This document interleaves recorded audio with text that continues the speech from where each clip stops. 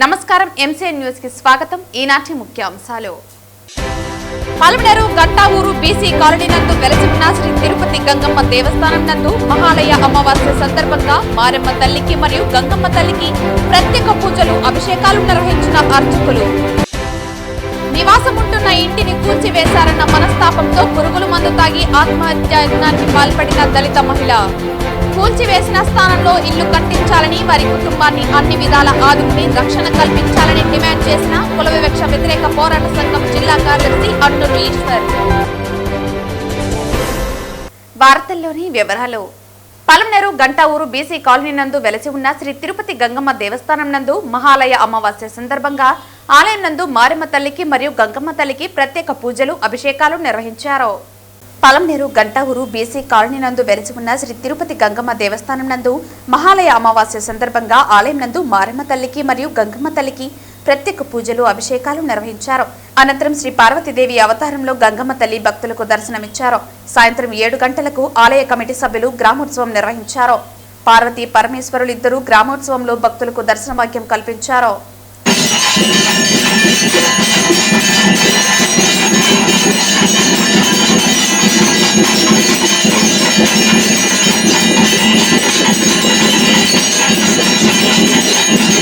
శ్రీమాత్రే నమః. ఈరోజు మహాలయ అమావాస్య సందర్భంగా శ్రీ మన తిరుపతి గంగమ్మదేవి మారమ్మదేవి ఈరోజు పార్వతీదేవిగా మన భర్త అయినటువంటి పరమశివునితో మన గంటావూరు పురవీధులందు వేంచేస్తున్నది. కావున భక్తాదులందరూ వారి వారి యొక్క గృహముల వద్ద కాయ సమర్పించి అమ్మవారి కృపకు పాత్రలు కావాల్సిందిగా కోరుచున్నాము. గంగవరం మండలం కల్లుపల్లి రెవెన్యూ బూడిదపల్లి గ్రామంలో పూర్వం దళితుల తాగునీటి కోసం బావి ఉంది. ఆ బావి పక్కన ఉన్న ఖాళీ జాగాలో అదే గ్రామంలో మాలకులంకు చెందిన వెంకటస్వామి అడ్డపు ఇల్లు కట్టుకుని ఆ గ్రామంలో తోటి పని చేస్తూ అదే అడ్డపు ఇంటిలో తను పెళ్లి చేసుకుని పిల్లలను కన్నాడు. ఇప్పుడు వారి వయసు 35-45 సంవత్సరాలు. వారి పిల్లలు పెళ్లిళ్లకు ఎదిగారు. 2002లో ఎస్సీ కార్పొరేషన్ వారు వెంకటస్వామి పేరున అదే స్థలంలో ఇల్లు కట్టుకోవటానికి లోన్ మంజూరు చేశారు. ఆ ఇల్లు నాణ్యత లేక 2022లో పడిపోయింది. అప్పటికే వెంకటస్వామి చనిపోయాడు. 2022 వరకు వెంకటస్వామి కుమారుడు నరసింహులు కూడా ఊర్లో తోటి పని చేస్తున్నాడు. పిల్లలు పెద్దవారు అయ్యి చదువుకున్నారు. మనకు తోటి పని వద్దు, కూలి పని చేసుకుందామని నిర్ణయించుకుని మేము తోటి పని చెయ్యము, వేరే ఎవరితైనా చేయించుకోండి అని గ్రామ పెద్దలకు తెలియజేయడం జరిగింది. అప్పటి నుండి నరసింహులు కుటుంబానికి కష్టాలు ప్రారంభమయ్యాయి. పడిపోయిన స్థలంలో తిరిగి రేకుల ఇల్లు కట్టుకున్నాడు. నరసింహులు ఊరిలో తోటి పని చేయలేదనే నెపంతో ఆ గ్రామ పెత్తందారుల ఫిర్యాదు మేరకు మండల తహసీల్దార్, గంగవర పోలీసు సీఐ తమ సిబ్బందితో ఈరోజు పెత్తందారుల అండతో జేసీబీతో వచ్చి షెడ్డు కూల్చివేశారు. ఉన్నగూడు ఆధారం పోతే మాకు చావే దిక్కని, మాకు వేరే ఆధారం చూపకుండా మా గ్రామంలో రెడ్లు చెప్పినట్లుగా మొండిగా మాపై దాడి చేస్తున్నారనే మనస్తాపంతో నరసింహులు భార్య మణెమ్మ పురుగుల మందు తాగింది. ఈ తతంగమంతా గంగవరం తహసీల్దార్ సీఐ సమక్షంలో జరుగుతున్నా ఏమాత్రం పట్టించుకోకుండా రేకుల షెడ్డు కూల్చడంపైనే ఉన్నారు తప్ప ఓ దళిత మహిళ నిండు ప్రాణం పోతుందని తెలిసినా ఏమాత్రం మానవత్వాన్ని చూపకుండా ఆ గ్రామ పెత్తందారులు ఓ ప్రజాప్రతినిధి మన్ననల కోసం దళితుల ఇల్లు కూల్చేశారు. 3 సంవత్సరాలుగా ఒంటరి పోరాటం చేసి అలసిపోయి న్యాయం ఓడిపోయిందని అభాగ్యురాలైన మణెమ్మ చావు బతుకుల మధ్య కొట్టుమిట్టాడుతూ చిత్తూరు జిల్లా ప్రభుత్వ ఆసుపత్రిలో బెడ్డుపై పడి ఉంది. దీనికి బాధ్యులు ప్రభుత్వమా, లేక పేదలకు న్యాయం చేయాల్సిన అధికారులా, లేక ఆ గ్రామ పెత్తందారులా? ఇది వివక్ష కాదా అని ప్రశ్నించారు. ఈ వివక్ష జరిగింది ప్రభుత్వ యంత్రాంగ మండతో కాదా అని ప్రశ్నించారు.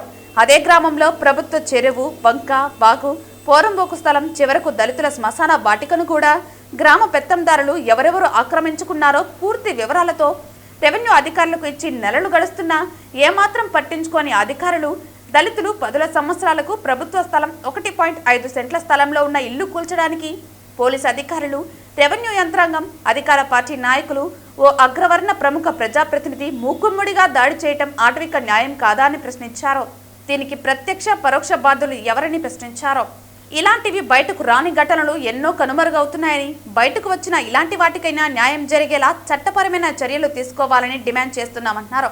కూల్చివేసిన స్థలంలో ఇల్లు కట్టించాలని, వారి కుటుంబాన్ని అన్ని విధాలా ఆదుకుని రక్షణ కల్పించాలని కుల వివక్ష వ్యతిరేక పోరాట సంఘం కేవీపీఎస్ జిల్లా కార్యదర్శి అన్నూరు ఈశ్వర్ డిమాండ్ చేశారు. మనమ్మకు మెరుగైన వైద్యం అందించాలని కోరారు.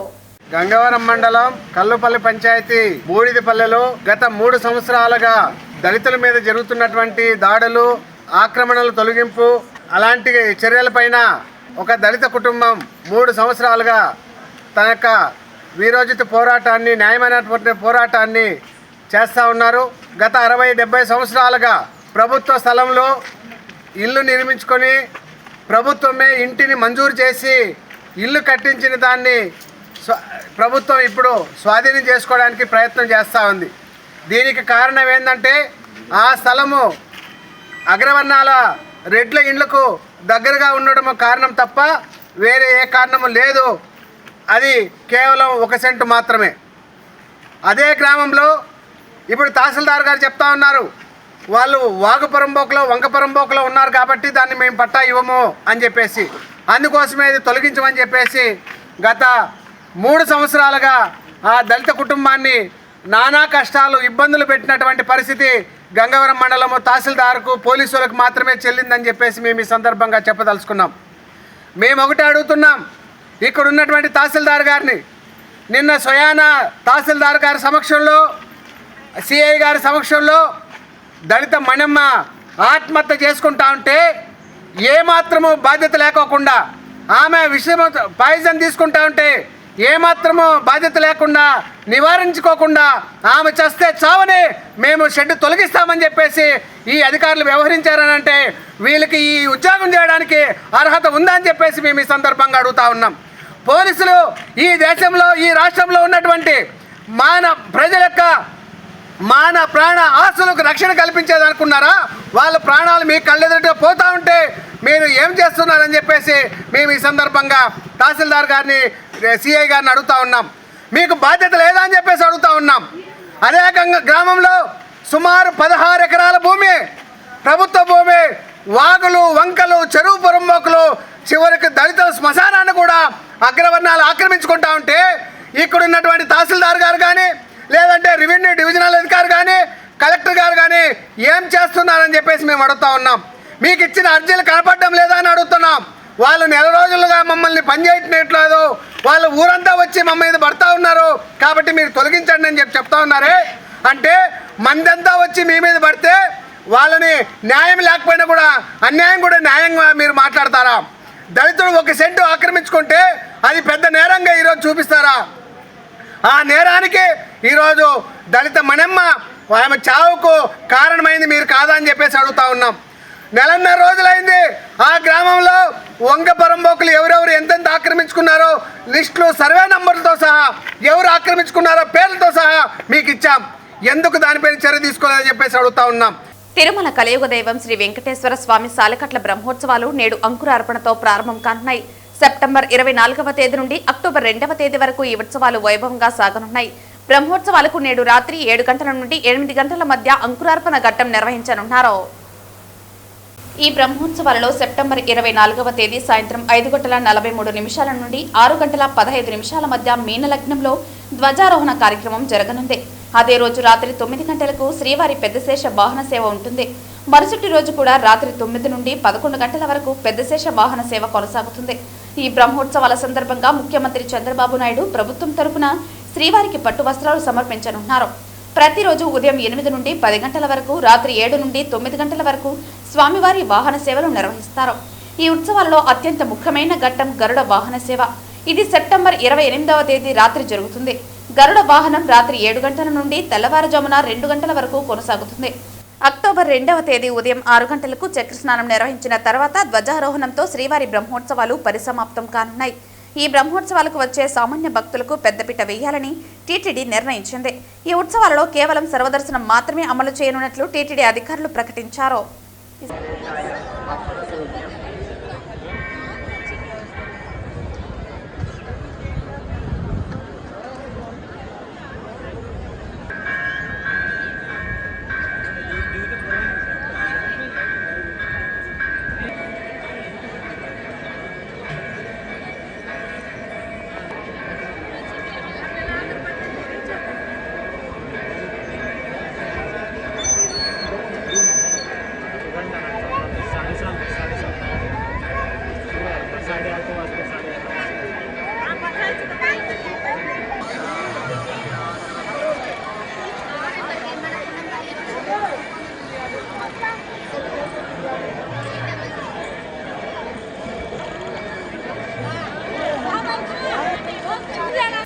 తిరుమల శ్రీవారికి భక్తులు సమర్పించే కానుకలు పరమ పవిత్రమైనదని, నిప్పుతో సమానమని, అలాంటి కానుకలను చోరీ చేసిన రవికుమార్ను హైకోర్టు ఆదేశాల మేరకు సిబిసిఐడి అధికారులు వెంటనే కస్టడీలోకి తీసుకోవాలని బీజేపీ నేత నవీన్ కుమార్ రెడ్డి డిమాండ్ చేశారు.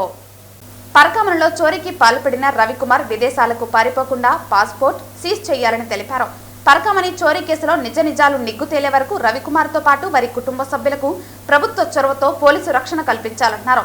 పరకామణలో రవికుమార్ కోట్లాది రూపాయల చోరీ సొత్తుతో అక్రమాస్తులు సంపాదించడం అనేక సంవత్సరాలుగా జరుగుతున్న వ్యవహారాన్ని టీటీడీ పూర్వపు ఉన్నత అధికారులు విజిలెన్స్ నిఘా వ్యవస్థ గుర్తించకపోవడం బాధ్యత రాహిత్యమని, వారందరినీ కూడా చోరీ విచారణలో భాగస్వాములు చేర్చాలన్నారు.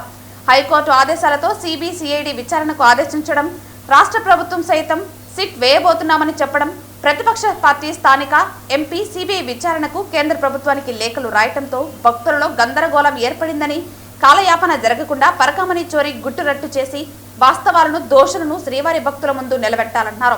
పరకామణి చోరీ కేసు విషయంలో విమర్శలు, ప్రతి విమర్శలతో కాలయాపన చేయకుండా వాస్తవాలను వెలుగులోకి తీసుకొచ్చి శ్రీవారి సొమ్మును రికవరీ చేయాలన్నారు.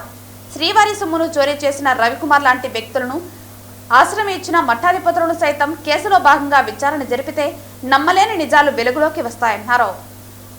తిరుమల శ్రీవారి ఆలయంలోని పరకామణిలో చోరీ జరిగిందని చెప్పి ఈరోజు కోట్లాది మంది భక్తులంతా కూడా ఎంతో ఆవేదన చెందుతున్నారు, ఆందోళన చెందుతున్నారండి.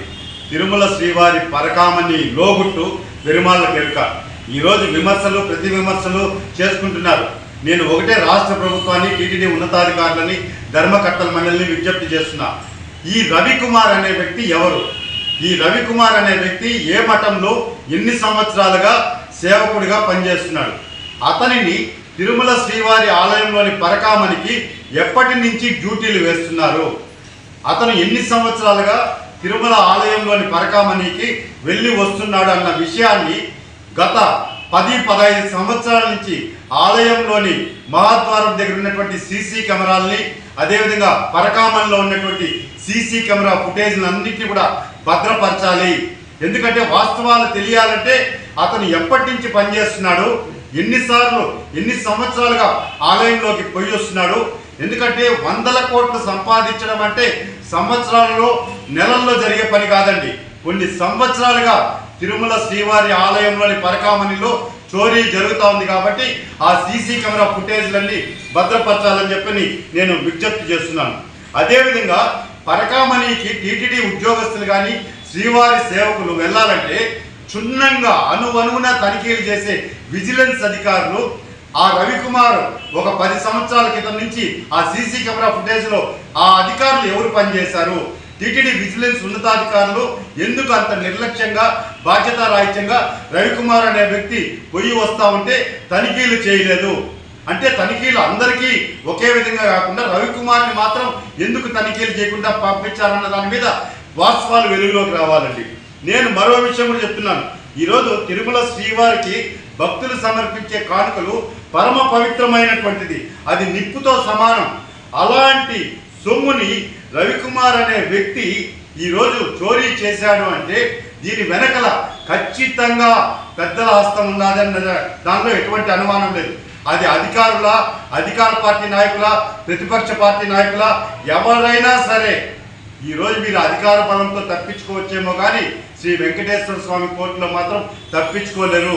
కాబట్టి రవికుమార్ అనే వ్యక్తి విదేశాలకు పారిపోకుండా అతని పాస్పోర్ట్ని వెంటనే సీజ్ చేయండి. అదేవిధంగా వాళ్ళ కుటుంబ సభ్యులకి, రవికుమార్కి రాష్ట్ర ప్రభుత్వ చొరవతో పోలీసు భద్రత కల్పించండి. ఎందుకంటే ఇంత పెద్ద ఎత్తున చోరీ జరిగింది కాబట్టి హైకోర్టు ఆదేశాలతో సిబిసిఐడి ఎంక్వైరీ జరగబోతోంది. అదేవిధంగా రాష్ట్ర ప్రభుత్వం కూడా సిట్కి ఆదేశించమని చెప్పి చెప్తా ఉన్నారు. మరోపక్క ప్రతిపక్ష పార్టీలు కూడా సిబిఐ విచారణకు ఆదేశించండి అని అంటున్నారు. కాబట్టి ఈ గందరగోళానికి అంతా కూడా కారకులైనటువంటి వ్యక్తి రవికుమార్ కాబట్టి అతనికి ఎటువంటి ప్రాణహాని జరగకుండా అతనికి పోలీసు భద్రత కల్పించి అతని విదేశాలకు పారిపోకుండా చూడాల్సిన బాధ్యత కూడా ప్రభుత్వం మీద ఉండాలని చెప్పి నేను విజ్ఞప్తి చేస్తున్నాను. ఎందుకంటే పరకామణి చోరీలో వాస్తవాలు వెలుగులోకి రావాలి. దీని వెనకలు ఎవరున్నారు? మఠాధిపతులు ఈరోజు వాళ్ళ దగ్గర సేవకులుగా పనిచేసినటువంటి వ్యక్తి ఇంత పెద్ద తప్పు చేస్తే ఖచ్చితంగా ఎవరైతే ఆ మఠాధిపతులు ఉన్నారో వాళ్ళని కూడా ఈ కేసులో విచారించాల్సినటువంటి బాధ్యత ఉంది. వాళ్ళు ఒక్క వ్యక్తి ఉన్న ఫలంగా రోజు రోజుకి నెల నెలకి కోట్లు సంపాదిస్తూ అక్రమ ఆస్తులు పెంచుకుంటూ పోతున్నాడంటే ఆ సంరక్షణలో ఉన్నటువంటి మఠాధిపతులకు కనీసం తెలియడం లేదా? అతను ఏ విధంగా సంపాదిస్తున్నాడు? ఆలయంలో పోయొచ్చి ఎన్ని ఇంకా విలువైనటువంటి వస్తువులు ఏమైనా ఎత్తుకొని వెళ్ళిపోయాడా అన్న వాస్తవాలు కూడా వెలుగులోకి రావాలి అంటే ఖచ్చితంగా రవికుమార్ని వెంటనే సిబిసిఐడి అధికారులు కస్టడీకి తీసుకొని అతని కుటుంబానికి రక్షణ కల్పించి అతని పాస్పోర్ట్ అన్ని కూడా సీజ్ చేస్తే అతి త్వరలో వాస్తవాలన్నీ దీని వెనక ఉన్నటువంటి సూత్రధారులు పాత్రధారులు అందరూ కూడా వెలుగులోకి వస్తారు. వెంకటేశ్వర స్వామి అనుగ్రహంతో ఖచ్చితంగా శ్రీవారి సొమ్ము పరమ పవిత్రమైనటువంటి సొమ్ము మళ్ళా తిరిగి వెంకటేశ్వర స్వామి ఖాతాలోకి వస్తుంది. దోషులు ఖచ్చితంగా శిక్షించబడతారు. తప్పించుకునే ఆస్కారమే లేదు. గోవిందా గోవిందా గోవిందా. తిరుపతి జిల్లా ఆయుష్మాన్ ఆరోగ్య మందిరంలో పనిచేస్తున్న కమ్యూనిటీ హెల్త్ ఆఫీసర్స్ లో కొందరిని నారావారిపల్లి డిఐఎన్సీ కోసం కుప్పంలో డిఐఎన్సీ సెంటర్ కు 2 వారాల ట్రైనింగ్ కు పంపించారు. ఇందులో 3 సిహెచ్ఓలు చిత్తూరు జిల్లా కుప్పంలో మాత్రమే పనిచేయాలని తెలిపారు. తిరుపతి జిల్లా ఆయుష్మాన్ ఆరోగ్య మందిరంలో పనిచేస్తున్న కమ్యూనిటీ హెల్త్ ఆఫీసర్ లో కొందరిని నారావారిపల్లి డిఐఎన్సీ కోసం కుప్పంలో డిఐఎన్సీ సెంటర్ కు 2 వారాల ట్రైనింగ్ పంపించారు. ఇందులో 3 సిహెచ్ఓలు చిత్తూరు జిల్లా కుప్పంలో మాత్రమే పనిచేయాలని తెలిపారు. అవాకైన సిహెచ్ఓలు చిత్తూరు జిల్లా పరిధిలో 60 నుండి 70 మంది డిక్ కోసం ఉన్నారని, మేము తిరుపతి పరిధిలో డిఏఎన్సీలో పనిచేయడానికి సిద్ధంగా ఉన్నామన్నారు అని తెలిపినా వారి సమస్యలను వినకుండా కలెక్టర్ మరియు డిఎంహెచ్ఓ సరెండర్ ఇచ్చి భయభ్రాంతులకు గురి చేశారని, వెళ్లి మాట్లాడిన డిఎంహెచ్ఓ న్యాయం చేయకపోగా పని నుండి తీసివేస్తామని బెదిరించడం జరిగిందన్నారు. బదిలీలు చేసిన వారందరికీ చిన్నపిల్లలు ఉన్నారని, అక్రమ బదిలీలపై ఏపీఏ వరకు పోరాటం చేస్తామని ఏపీఎంసీఏ స్టేట్ సెక్రటరీ సిఐటియు జిల్లా కార్యదర్శి జయచంద్ర, జేఏసీ చైర్మన్ గండికోట నాగ వెంకటేష్ తెలిపారు. సిహెచ్ఓస్ అందరికీ నా నమస్కారము. నేను 4th బ్యాచ్ MLHP గంగుడుపల్లి పిహెచ్సిలో వర్క్ చేస్తున్నాను. డిఎంహెచ్ఓ గారు నా బిల్డింగ్ లేకుండానే డిఐఎన్సీ కుప్పంకి డెప్యుటేషన్ వేశారు. ట్రైనింగ్ మాత్రమే 15 days అని చెప్పారు. సో నేను విత్ లగేజ్ 15 days కదా ట్రైనింగ్ అనేసి కుప్పంకి వెళ్ళాను.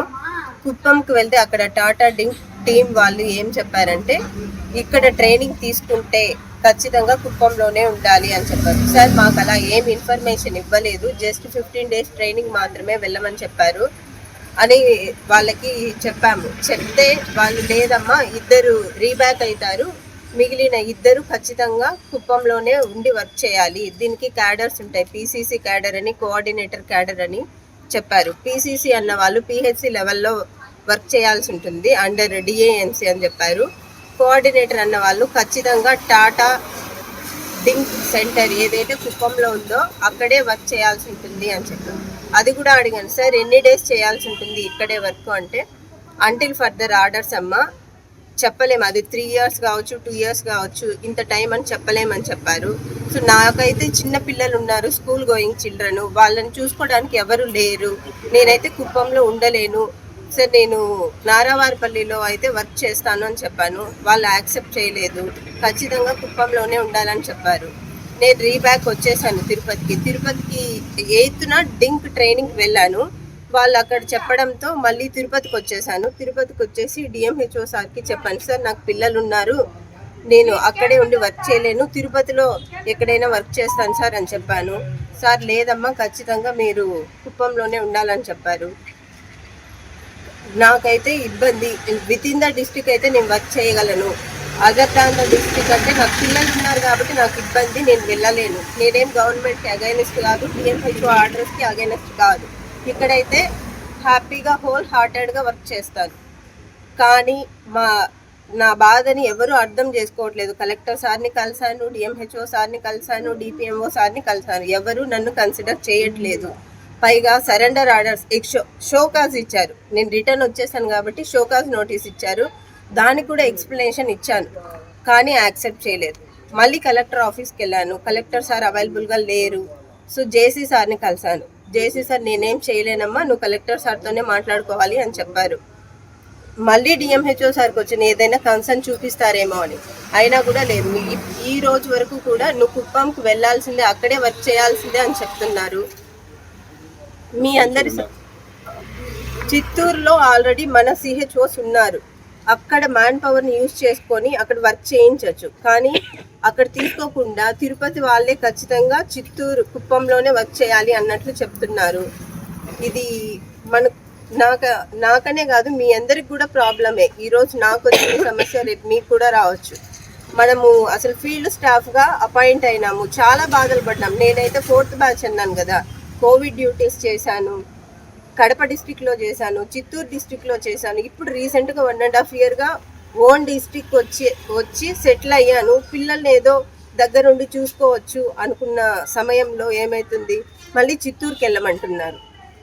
ఇది ఎంతవరకు సమంజసం అనేది తెలియట్లేదు. ఈరోజు నాకు వచ్చిన సమస్య రేపు మీకు కూడా రావచ్చు. సో మనం అందరము కలిసి ఒకటిగా ఉండి మనం మన డిస్టిక్లోనే పని చేసుకుందాము. సో నాకు మద్దతు ఇవ్వాలని కోరుకుంటున్నాను. తిరుపతి సిహెచ్ఓస్ నా యొక్క బాధను అర్థం చేసుకొని నాకు సపోర్ట్ చేస్తారని కోరుకుంటున్నాను. వార్తలు ముగించే ముందు ముఖ్యాంశాలు మరోసారి. పలమనేరు గంటావూరు బీసీ కాలనీ నందు వెలసి ఉన్న శ్రీ తిరుపతి గంగమ్మ దేవస్థానం నందు మహాలయ అమావాస్య సందర్భంగా మారెమ్మ తల్లికి మరియు గంగమ్మ తల్లికి ప్రత్యేక పూజలు, అభిషేకాలు నిర్వహించిన అర్చకులు. నివాసముంటున్న ఇంటిని కూల్చివేశారన్న మనస్తాపంతో పురుగుల మందు తాగి ఆత్మహత్యాయత్నానికి పాల్పడిన దళిత మహిళ. కూల్చివేసిన స్థానంలో ఇల్లు కట్టించాలని, వారి కుటుంబాన్ని అన్ని విధాల ఆదుకుని రక్షణ కల్పించాలని డిమాండ్ చేసిన కుల వివక్ష వ్యతిరేక పోరాట సంఘం జిల్లా కార్యదర్శి అన్నూరు ఈశ్వర్. ఈ వార్తలు ఇంతటితో సమాప్తం. తిరిగి వార్తల్లో మళ్ళీ కలుద్దాం. అంతవరకు సెలవు. నమస్కారం.